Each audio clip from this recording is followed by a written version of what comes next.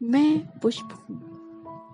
पुष्प, प्रकृति माँ का सबसे सुकुमार, कोमल, भावुक और सुंदर बेटा पुष्प। उपवन मेरा घर है, हवा मेरी सहचर है, मेरी सुगंधि का सा अदृश्य कोमल विस्तृत चारों ओर फैला हुआ मेरा यह संसार है। ऐसा संसार जिसमें आकर कोई भी मनुष्य भाव से भरकर आनंद से मस्त हुए बिना नहीं रह पाता। यह कहे बिना भी नहीं रह पाता कि बड़े सुगंधित पुष्प खिले हैं यहाँ। जी हाँ, ऐसा ही महक और मादकता भरा है मुझ पुष्प का संसार, उतना ही सुंदर और मुक्त भी। मैं सुंदरता का साकार रूप हूँ। अपनी सुंदरता से सारे वातावरण को तो सुंदर बना ही देता हूँ, उसकी चर्चा भी दूर दूर तक फैला दिया करता हूँ। जी हाँ, मुझे छूकर मेरी सुगंधी को अपने अदृश्य पंखों में भरकर यह छलिया पवन दूर दूर तक मेरी सुंदरता और सुगंधी का ढिंढोरा पीट आया करता है। तब लोग मेरी ओर भागे आते हैं, मुझे तोड़कर ले जाते हैं।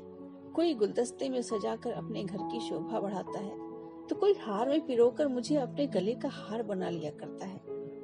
कभी मैं गजरा बनकर किसी सुंदरी के जूड़े पर धरकर उसकी सुंदरता में चांदनी भर देता हूँ, तो कभी अकेला ही बालों में टांगा जाकर सभी का ध्यान बरबस अपनी ओर खींच लिया करता हूँ। भगवान के भक्त और पुजारी मुझे भगवान के चरणों पर चढ़ाकर आनंद पाते हैं, तो निराश प्रेमी अपनी प्रेमिकाओं के मजारों पर अर्पित कर एक तरह की शांति प्राप्त करते हैं। अरे हाँ, मुझे एक भारतीय आत्मा नामक क्रांतिकारी कवि की वे पंक्तियां आज तक याद हैं कि जो मुझे देखकर मेरी भावनाओं का प्रतिनिधित्व करते हुए उसके होठों पर मचल पड़ी थी। मुझे तोड़ लेना बनमाली, उस पद पर तुम देना फेंक, मातृभूमि पर शीश चढ़ाने जिस पद जामे वीर अनेक। लेकिन ऐसा मान सम्मान और प्रशंसा गान मुझे ऐसे ही नहीं प्राप्त हो गया। इसके लिए मुझे बीज के रूप में कई दिनों तक धरती माँ की माटी भरी गोद में घुटते सांसों के साथ बंद रहना पड़ा है। आप अनुमान नहीं लगा सकते कि हर पल अपनी सांसों को घुटते और तन को गलते सड़ते देखकर तब मेरे मन पर क्या बीता करती थी। उस पर सूर्य की किरणें जब ऊपर से धरती को गर्मा और झुलसा दिया करती हैं, तब धरती के भीतर भी कई बार पसीने से तर होकर दम और भी घुटने लगता। तब अचानक कहीं से पानी की कोई धार आकर उस गर्मी से राहत तो पहुंचाती, पर सड़ गल रहे तन की रक्षा उससे भी नहीं हो पाती थी। कई बार किसी खाद के कड़वे कसैले स्वाद भी चखने पड़ते। कई बार कड़वी तीखी दवाइयां निकलकर मितली से भी आने लगती। कई बार ऐसा भी हुआ कि माली या किसान की खुरपी फावड़े की ने मिट्टी के साथ साथ मेरे तन मन को भी उलट पलट कर रख दिया।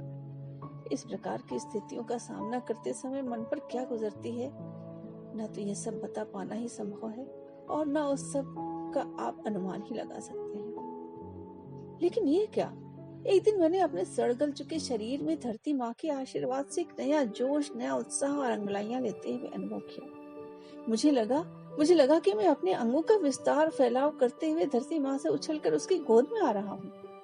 मैंने माली से लगने वाले एक आदमी को कहते हुए सुना, बड़े सुंदर सुंदर अंकुर फूट रहे हैं इस बार तो मुझे समझ में आया कि जैसे मेरा नाम अंकुर है, वह एक जन्म नाम हुआ करता है ना, वैसा ही कुछ मेरा भी नाम था। कुछ दिन और बीतने पर उस आदमी के मुंह से फिर सुन पड़ा, कितना बढ़िया पौधा है। बस मैंने समझ लिया कि मैं अंकुर नहीं, पौधा हूँ, पौधा। अब वह आदमी मेरा बड़ा ध्यान रखने लगा। ठीक समय पर पानी तो पिलाता ही, कुछ खाद से भी तो एक बार डाल गया। बड़े ध्यान से सावधानी से निराई गुड़ाई करके उगाई फालतू घास पतवार आदि को निकाल देता। इस प्रकार पौधे के रूप में लगातार बड़ा होता गया। एक दिन मैंने अपने ऊपरी पोड़ों पर कांटे से पड़ने का अनुभव किया। बस चिंता में पड़ गया, यह नई मुसीबत कौन सी आने वाली है। आपने इस प्रश्न का उत्तर अभी प्राप्त भी नहीं कर पाया था कि एक बार मैंने दुगाठों के धीरे धीरे चटकने की आवाज सुनी। हाय राम, ये क्या होने जा रहा है। मैं चौंक गया, लेकिन किसी के आने की आहट पाकर कुछ बोला नहीं, बस चुपचाप देखने लगा। देखा कुछ क्षण बाद वह आहट मेरे पास आकर रुक गई है। आने वाला मेरा रखवाली माली ही था।